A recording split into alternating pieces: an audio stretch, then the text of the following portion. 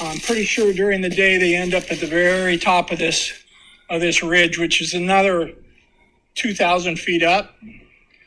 And then there's a creek, another 500 to 750 yards down. Oh, here comes the first vehicle. And anyway, I'm sure they come up and down the mountain because that's what we experienced before. There have definitely been animals in here. And a few weeks ago, when Chris and I were up scouting around, we ended up about 1,000 yards down this hill closer to the creek, and we smelled something really bad, and it turned out it was a dead elk.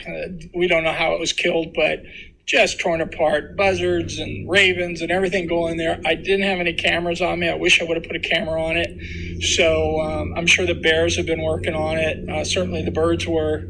But since we're not that far away from it, we might still get some residual bears coming in and out. But what I'm really hoping to find on this camera is some very, very big Mount St.